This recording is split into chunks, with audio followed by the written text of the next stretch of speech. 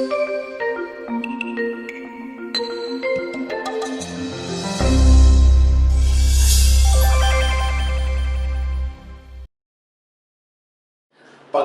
po mga kapatid, nawa sa sandaling ito patuloy tayong nabibiyayaan ng Panginoon ng pasensya, ng pagtityaga. At hindi lang yun, more than that, ng kaligayahan pa, dagdag na bonus, ng enjoyment. Talagang napakalaking pagpapala na ang mga present disadvantages could be turned into an advantage. At isa dyan, yung tayo'y nakakapag-aral ng mga salita mula sa Biblia sa tulong ng Panginoon. Ito nawa ay maging dagdag na pagpapala sa ating lockdown period, sa ating quarantine, sa ating pagbubulay-bulay na nananahimik sa ating mga lugar. Pagka may mga nangyayaring ganito, napakadalas na nausapan ng mga mahilig mag-aral ng Biblia, yung mga relihiyoso, yung mga mahilig takutin ang mga sarili. Tanong nila agad, end of the world na po kaya ito? Lagi na lang may end of the world, may puputok na bulkan, tuwing may lilindol dyan, may end of the world, tuwing may tsunami, end of the world, tuwing merong may sakit, end of the world.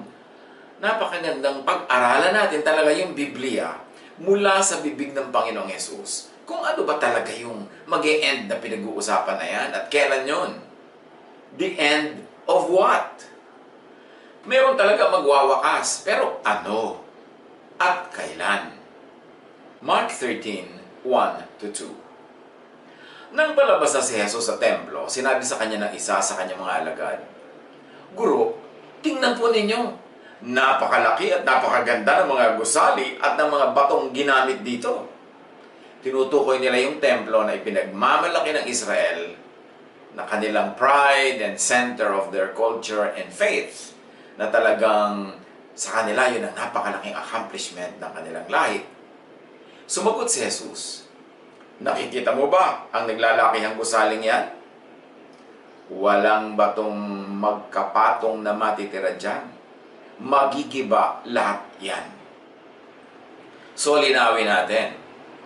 Ang pag-uusapan natin na nandito topic ng Mark 13 ang katapusan ng templo. Hindi ang katapusan ng mundo.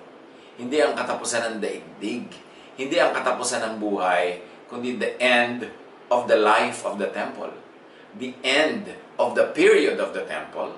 And the end of the priest and the priesthood with the sacrificial offerings that were their franchise. Huwag tayong malito sa simula pa lang para sa pag-andar ng kwento, alam natin kung alin ang susundan. Jesus prophesied the end of the temple building, the temple function, the temple institution, the end of the temple period, era, time. Not the end of the world, not the end of the planet. Mark 13:3-4.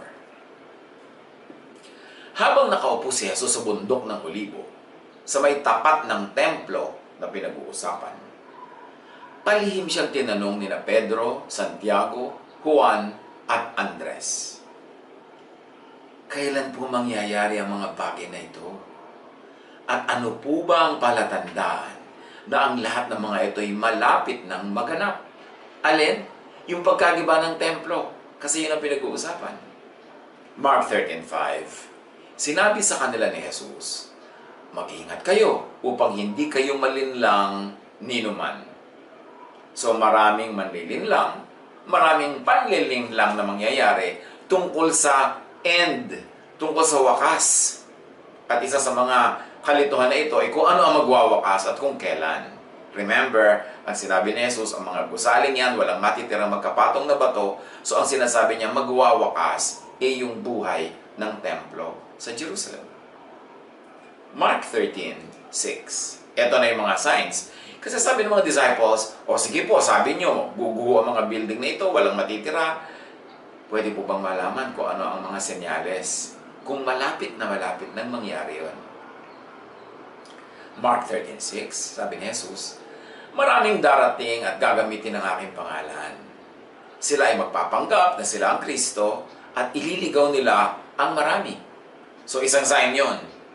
At naganap na yan noong panahon mismo nila Pedro. Mark 13, 7-8. Huwag kayong mabaghabag kung makabalita kayo ng mga digmaan at mga usap-usapan tungkol sa digmaan. Dahil mangyayari ang mga ito, ngunit hindi pa ito ang wakas ng templo, sapagkat maglalaban-laban ang mga bansa at ang mga kaharian. So sinabi ni Jesus, makakabalita kayo mga gera-gera, isa rin yun na senyales na magwawakas na yung templo. Pero huwag kayong mababagabag. Ngayon naman, ang mga tao, laging nababagabag. Sabi nila, ay, may gera na naman, end of the world na. Ay, may gera na naman, tatapos na ang daigdig. Sinabi na nga ni Jesus, huwag kayong mabagabag, part yan ng sign. Mark 13:8. Lilindol sa iba't ibang dako at magkakaroon ng mga taggutom. Ang mga ito'y pasimula pa lamang ng paghihirap na tulad ng nararanasan ng isang nanganganak. So ayun na naman, isang sign. Magkakaroon ng mga lindol-lindol, taggutom. Remember, bago mawasak ang templo. Bago matapos ang buhay ng templo. Mark 13:9. Mag-ingat kayo sapagkat kayo'y darakpin at isasakdal ng mga kataas-taasang kapulungan ng mga Hudyo. So ibig sabihin, mangyayari ang pagdakip, mangyayari ito, nakatayo pa ang templo kasi makapangyarihan pa yung mga religious leaders. Hagupitin sa mga sinagoga at dadalhin kayo sa mga gobernador at mga hari nang dahil sa inyong pagsunod sa akin upang magpatotoo sa kanila. At lahat ng yan nangyari sa panahon nila Pedro, nila Paul. Ngayon, pinipilit ng mga taong i-apply sa ating panahon, tapos na ito. Sabi ni Jesus, ito yung sign na mangyayari. Pero nangyari yon agad. At ngayon, pag nililingon natin, nangyari na, tapos na, huwag na nating abangan at takutin ang mga sarili natin lagi sa kung ano magwawakas. Ang magwawakas ay yung templo at nangyari na yon noon pa. There would be persecution, sabi ni Jesus. Mark 13:10. Ngunit kailangan munang maipangaral sa lahat ng bansa ang magandang balita bago magiba ang templo.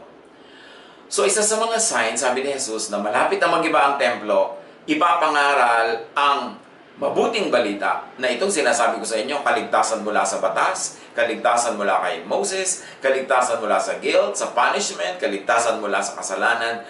Magaganap na ito'y ipapamalita sa buong mga mundo, sa lahat ng mga bansa, bago magiba ang templo.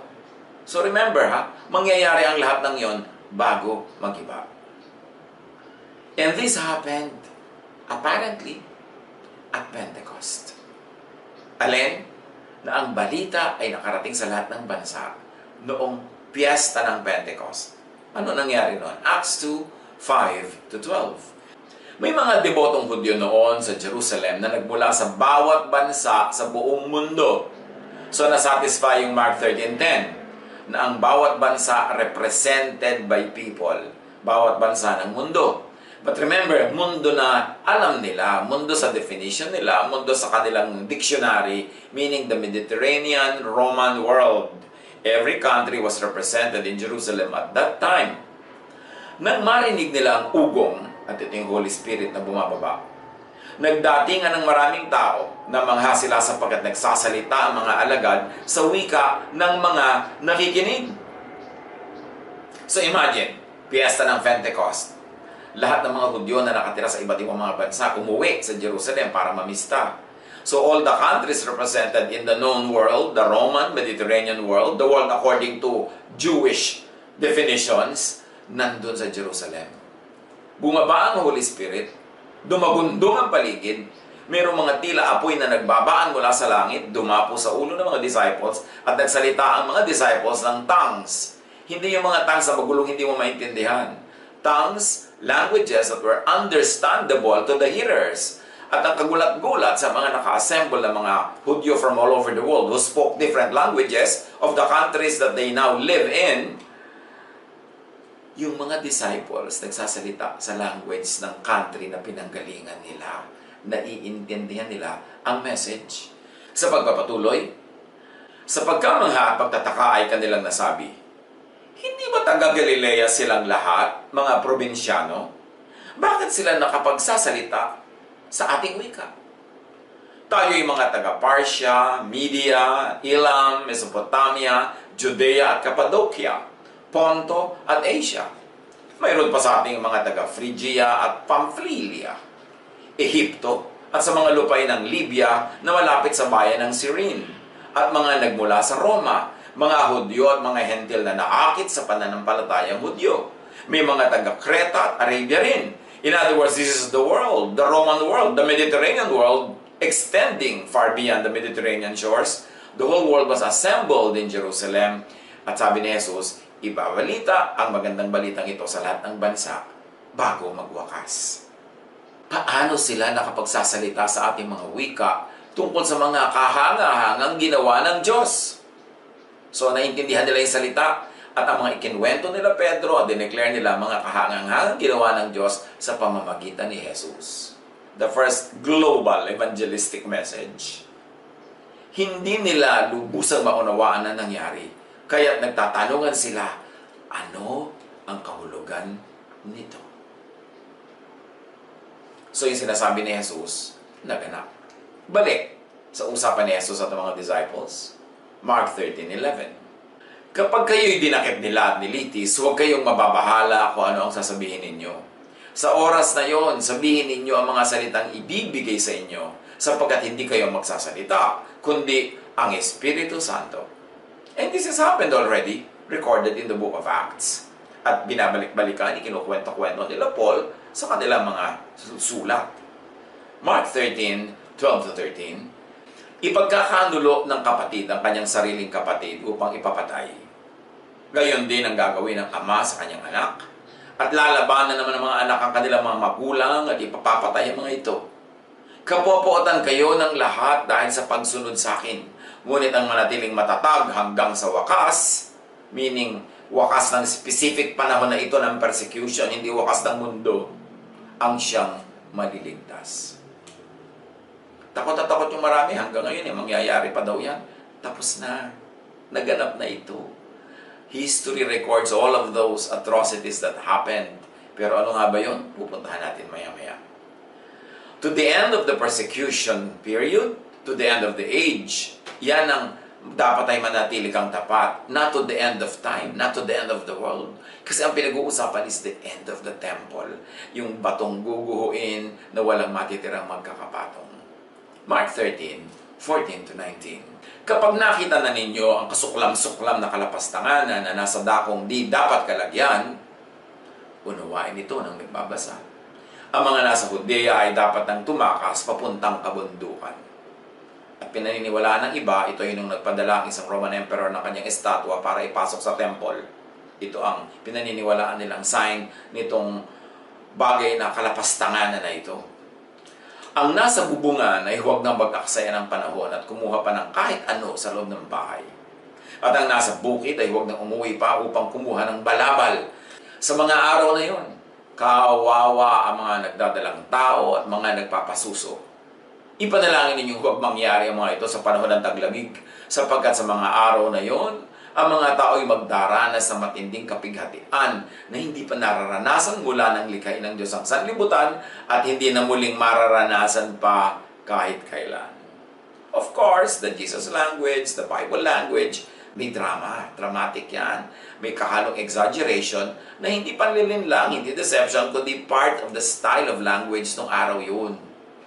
So, anong naganap na tinutukoy ni Jesus that history tells us really happened? Noong AD 70, thereabouts, and all throughout time anyway, laging naghihimagsik ang mga Israelita laban sa Roma. But, in AD 72, the Roman destruction of Jerusalem happened. Bilang ganti ng Romans, sa sobrang paghimagsikan na naganap noong AD 70s and thereabouts, noong AD 72, sinunog nila, giniba, nilipol ang buong Jerusalem. Sinira nila ang templo at naganap yung sinasabi ni Jesus, walang natitirang batong nakapatong sa isa't isa. Ngayon, baka naman sabihin ng mga pilosopo, bakit may natirang kaprasong wall, may bato rin nakapatong sa isa? Poetic language yun, hindi naman kailangan literal. Ibig sabihin, the institution that the building represented collapsed together with the general collapse of the whole building. At naganap yun noong AD 72. In fact, merong ark sa Roma, the Ark of Titus, at nakauka doon sa kanyang gilid, pwede mong makita hanggang ngayon, na yung kinomemorate yung tagumpay ng Roma na sirain ng Jerusalem, inuwi nila yung pagkalaki-laking menorah na simbol ng Israel sa Rome. At yan ay makikita sa Ark of Titus, malapit sa Roman Colosseum, magpahanggang ngayon. Yung sinasabi ni Jesus sa paghihirap, pagdurusa, naganap noong AD 72 at mga kasunod na mga taon. Ang mga Hudyo pinalaya sa buong Palestine, kinalat sila, at hindi nga sila nabuo uli bilang isang bansa hanggang mga 1947, 1948, matapos yung Second World War. So yun ang sinasabi ni Jesus, ang pagdurusang mararanasan ninyo at ang paggiba ng templong yan. Yun ang end of the temple. End of the period. Mark 13, 20-25. At kung hindi pinaigli ng Panginoon ang pagdurusa sa panahon na yun, walang sino mang makakaligtas. Subalit alang-alang sa kanyang mga hinirang, pinaikli niya ang mga iyon. Kung may magsabi sa inyo, narito ang Kristo, o kaya naroon siya, huwag kayong maniwala, sapagkat may mga magpapanggap na Kristo at may mga magpapanggap na propeta. Magpapakita sila ng mga himala at mga kababalaghan upang iligaw, kung maaari, maging ang mga hinirang ng Diyos. Kaya't mag-ingat kayo. Sinasabi ko na sa inyo ang lahat ng bagay bago pa man ito mangyari. So, nung sinasabi ito ni Jesus, bago mangyari. Pero nagganap tong AD 72, nangyari na, ang tagal-tagal na nangyari. Kung titingnan natin ngayon, lilingunin. At pagpapatuloy, sapagkat sa mga araw na yon, pagkatapos ng kapighatiang yon, magdidilim ang araw. Hindi magliliwanag ang buwan. Malalaglag mula sa langit ang mga bituin at magugulo ang mga kapangyarihan sa kalawakan. Again, natapos na rin yun kasi kasabay yun ng mga persecution, kasabay yun yung mga gulo na yun. Hindi ito yung meron ngayong blood moon, kung may mamumula yung langit, ito yung may mga mangyayari, mga lindol-lindol. Isipin mo, ito na yung sinasabi ni Jesus, nangyayari na. Tapos na. At si Joel, ang propetang Joel, tinukoy din niya itong panahon na ito. Yung mga lindol, yung mga pupula ang buwan, etc., etc. Joel 2:28-32. Pagkatapos ito, ipagkakalob ko ang aking espiritu sa lahat ng tao. Pagkatapos daw ng hirap, pagkatapos ng mga signs, and of course, the timing of the narratives in the Bible, hindi naman lagi yan na napaka-clearly chronological. Porous yung time. Pwedeng magkakahalo yung binabanggit yung future, yung past, yung present. Ganun, lalo pag prophecy. At sabi ni Joel, pagkatapos nito, ipagkakalob ko ang aking espiritu sa lahat ng tao. Diyos ang nagsasalita sa pamamagitan ni Joel. Ipapahayag na yung mga anak na lalaki at babae ang aking mga mensahe. Doon daw sa pagtatapos na yun ng panahon. Magkakaroon na ng mga panaginip ang iyong matatandang lalaki at makakakita ng mga pangitain ng inyong mga kabataang lalaki. Sa panahong ito, ibubuhos ko rin ang aking espiritu maging sa mga alipin, lalaki man o babae. Magpapakita ako ng mga kababalaghan sa langit at sa lupa, dugo, apoy, at makapal na usok. Nakita niyo yung mga pictures ng depiction ng burning of Jerusalem, mga makakapal na usok. At ang araw ay magdidilim, at ang buwan ay pupulang parang dugo. Siyempre, magdidilim yung araw kung napakaraming usok, matatakpan yung araw. Bago dumating ang dakila at nakakatakot na araw ni Yahweh. At sa panahong yon, ang lahat ng hihingi ng tulong kay Yahweh ay maliligtas.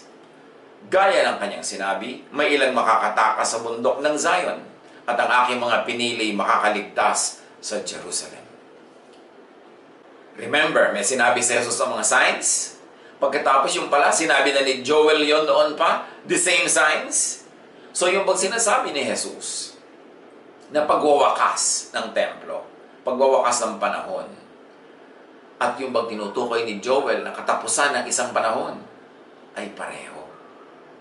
Kasi yung tinukoy ni Joel, may matatapos eh. Matatapos ang pang-aalipin sa mga babae. Kasi pati mga babae makakakita ng dreams and visions. Matatapos yung discriminations against the old, discrimination against the young, kasi may mga young people na magkakaroon din ng mga pangitain. At ang mga alipin ay mapapalaya na kasi pati mga alipin magkakaroon ng mga prophecies. May mga makikita sila at i-declare sila. So may magwawakas doon sa sinasabi ni Joel na end. mawawala yung mga social inequalities, magkakaroon ng pagkakapantay-pantay. Pero pareho ng mga signs, mga makikita sa langit, mga uugang lupa, mga nakakatakot na mga senyales, sinabi yun ni Jesus at sinabi yun ni Joel. Ngayon, very interestingly, may sasabihin si Peter tungkol sa nangyari sa Pentecost. Acts 2:14-21. Sabi ng mga tao, lasing lang yung mga yan, kaya sila kung ano-ano pinagagagawa.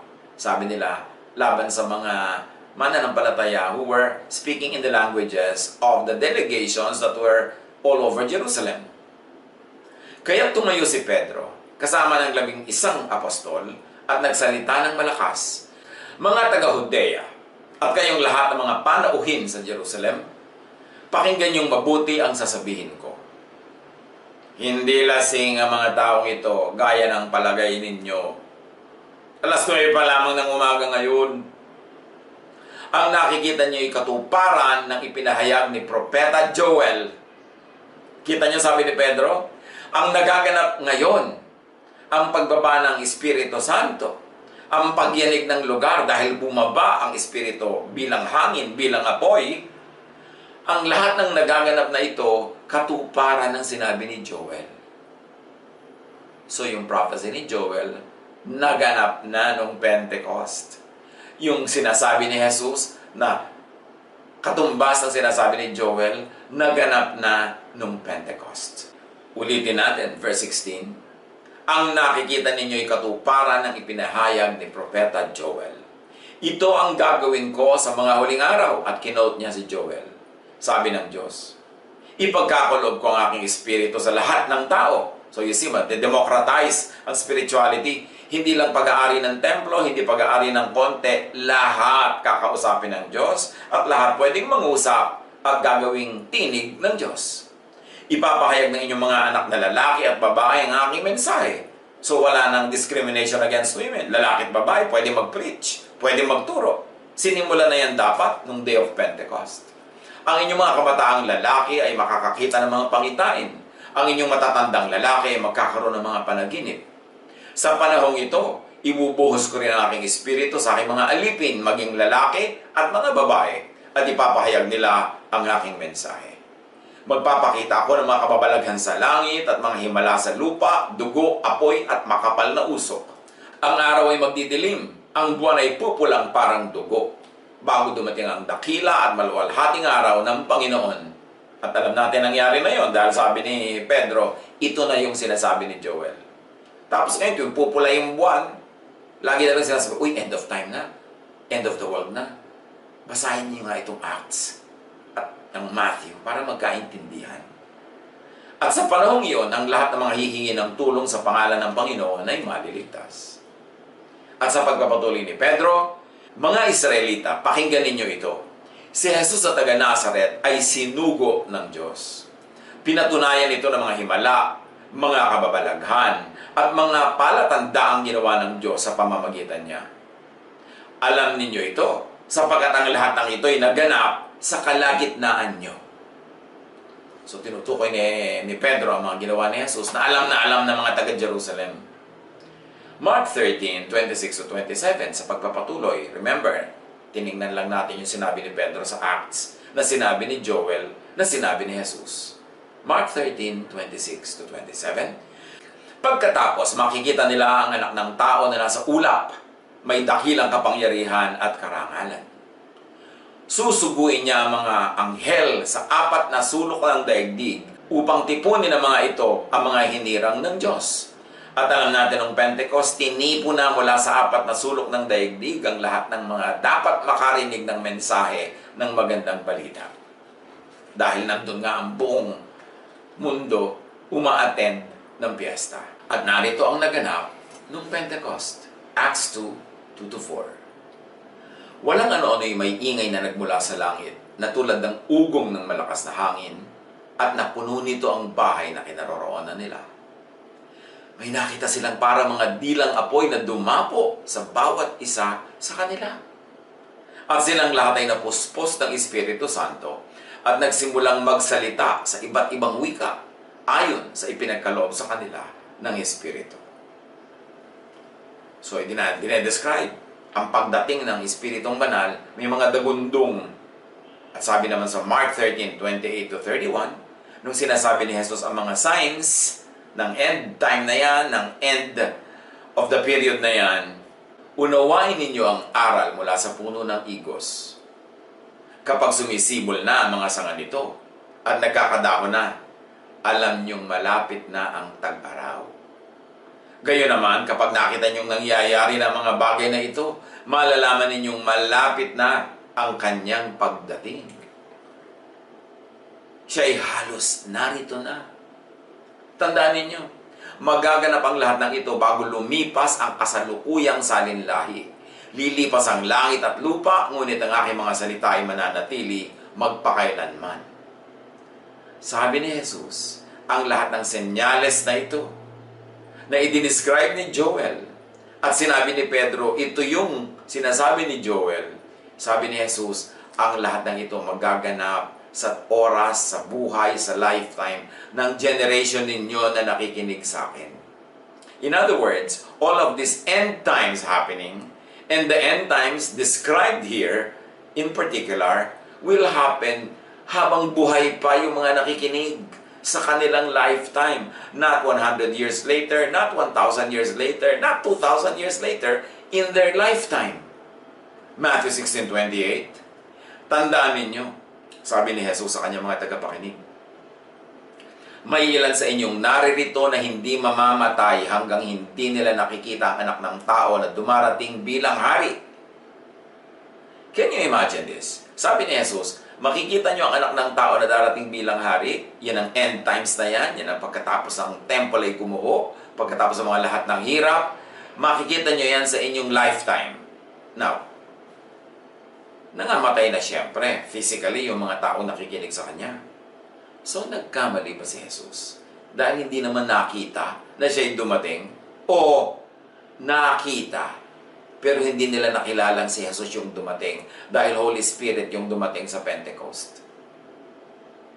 Hindi malayo na yung tinutukoy ni Jesus na darating ako, darating ang anak ng tao, yun yung dumating na Holy Spirit sa Pentecost kasi yun ang parehong nangyari within the lifetime of the original hearers. Kasi sabi naman ni Jesus, hindi ko kayo iiwan, hindi ko ipapabayaan, sasamahan ko kayo hanggang sa matapos ang panahon. And yet, in another breath, sabi niya, aalis ako, pero ipapadala ko agad ang Holy Spirit. Hindi kayo mapag-iisa. At ang Holy Spirit ay susubo ko, siya ang makakasama niyo. So, yung bang pagdating ng Holy Spirit ay the same as pagdating ni Jesus. Na yung nakita ng mga tao na dumating na Holy Spirit, nadinig nila yung dagundong, nakita yung mga apoy, at nadinig nila ang mga wika na biglang sinasabi ng mga disciples ni Jesus. Na naturally, hindi naman nila alam yung wika. Nalaman lang nila dahil dumating yung Holy Spirit. Yun na kaya, one and the same, as tinutukoy ni Jesus, na hindi kayo mamamatay, makikita nyo ang pagbabalik, ang pagdating ng anak ng tao. Kasi ang choice lang natin ganito nagkamali si Jesus, namatay na lahat, hindi pa siya dumating. O, hindi siya nagkamali. May dumating talaga, kaya lang yung dumating Holy Spirit representing Him. Sabi naman niya ipapadala ko ang Espiritu pag-alis ko. Pag-alis na pag-alis ko. Luke 9:27. Sinasabi ko sa inyo ang totoo.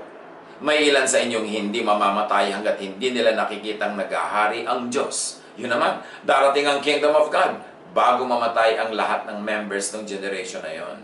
Siyempre may mga namatay na una, pero hindi sila naubos. May mga buhay pa, nangyari na ang paghahari ng Diyos, ang pagdating ng kaharian ng Diyos, ang pagdating ng anak ng tao, at ang pagdating ng Espiritu Santong Banal. Are they one and the same event? Hindi lang 1:1 yung correspondence, kaya yung mga iba hanggang ngayon nag-aabang pa. Pag-aralan, kitang-kita sa mga verses. Mark 13:32 to 33. Sa pagpapatuloy ni Jesus tungkol sa pagbabalik ng anak ng tao, sa pagdating ng kaharian ng langit, na mangyayari sa panahon ng lifetime ng mga original hearers. Ngunit walang nakakaalam ng araw o ng oras na yon. Kahit ang mga anghel sa langit o ang mga anak man. Ang Ama lamang ang nakakaalam nito. Mag-ingat kayo at maging handa dahil hindi nyo alam kung kailan ito mangyayari. Pagkatapos, ang dami nag-iisip na future tense pa to, mangyayari pa lang. Tapos ngayon, abang ng abang, kailan yung date, oras ng oras. Lagi na lang natatakot, lagi nagko-compute ng mga araw at kalendaryo. Sinabi nga ni Jesus, walang nakakaalam. So magpatiwatiwari ka man, magpatumbling-tumbling, hindi mo yan malalaman. At sino man ang nagsasabing alam nila yung date, eto yung date, nilalabanan nila ang sinabi ni Jesus. One, na nangyari na yon according to Joel and according to Peter. At number two, according to Jesus, walang makakaalam niyan. Bakit ang tigas-tigas ang ulo natin? Umiimbento tayo ng mga takot, umiimbento tayo ng mga katuroan na nagpapahirap sa loob natin. Matthew 24:36-39, on the same topic, sabi ni Jesus, ngunit walang nakakaalam ng araw at oras ng pagsapit niyon.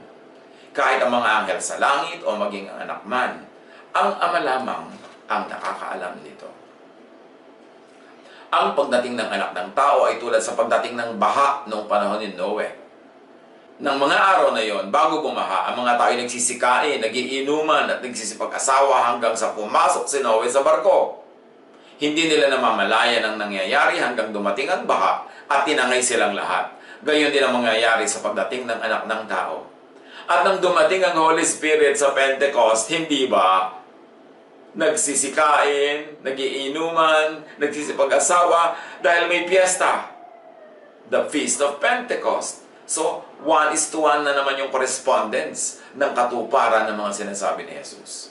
At sa Acts 1:7-8, sumagot si Jesus, ang mga panahon at pagkakataon na itinakda ng Ama sa kanyang sariling kapangyarihan, ito yung tinatanong siya ng mga disciples kung kailan ang pagbabalik ng anak ng tao, kailan ang end of time, kailan ang end of the temple pala yun na tinutukoy ni Jesus.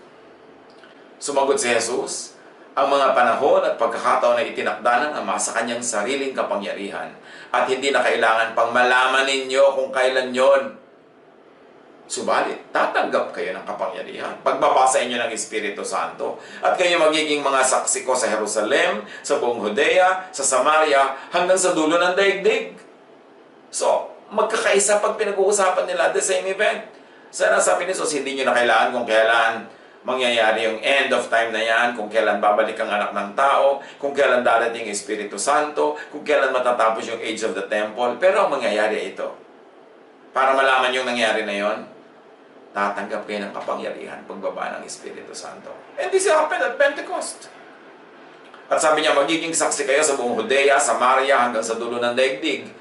And for the last 2,000 years, napakaraming mga well-meaning and very sincere missionaries na para matupad itong sinasabi ni Jesus, pinupuntahan nila talaga bawat bundok, bawat sulok, bawat yungi, bawat continent, bawat planeta, to the point that Western and European colonialism, some of them inspired by this vision to reach the ends of the earth, colonized the world. Not only for God, but also for their kings and for their monarchs, na napasabay patuloy yung maraming mga mission work na yan sa mga colonization and oppression of the peoples of the world.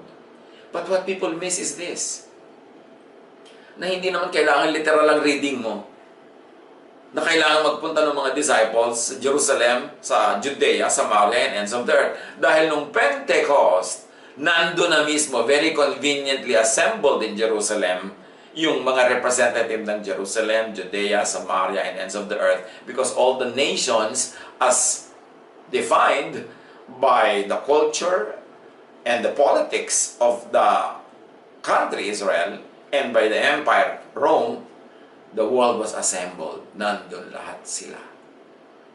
1 Thessalonians 5:1-3. Mga kapatid, hindi na kailangang isulat ko pa sa inyo kung kailan magaganap ang mga bagay na ito, sapagkat alam na ninyo na ang pagdating ng araw ng Panginoon ay tulad ng pagdating ng magnanakaw sa gabi.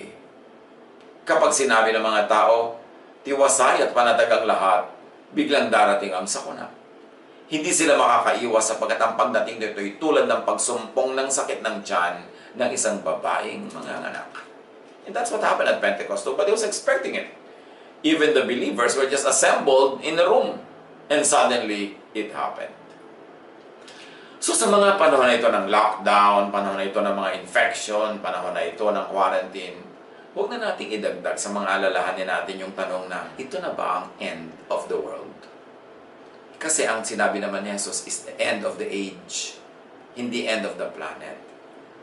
At yung Bible versions, translations, na napakatagal na ang ginamit na translation ay end of the world, pinalitan na nila yon, end of the age na rin. Kasi yun ang tamang translation ng Greek original.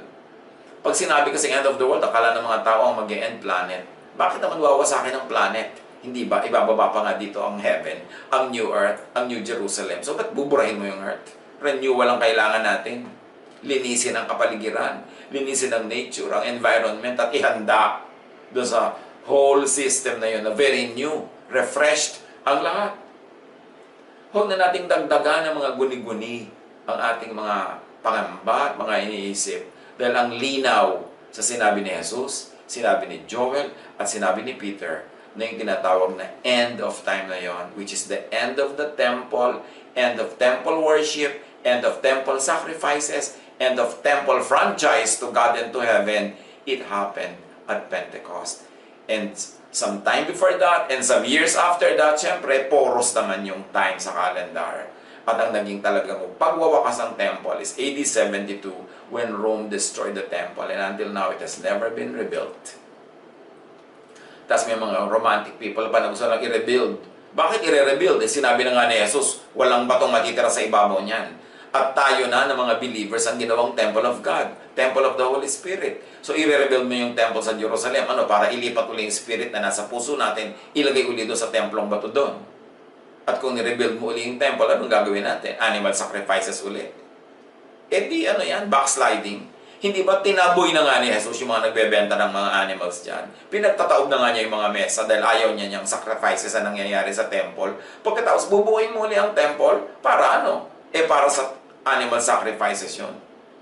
But by one single sacrifice of His body, He has made perfect for all time all those that will believe in Him. Yun ang malinaw. It's all in Scripture. Nandyan lahat. Basahin lang.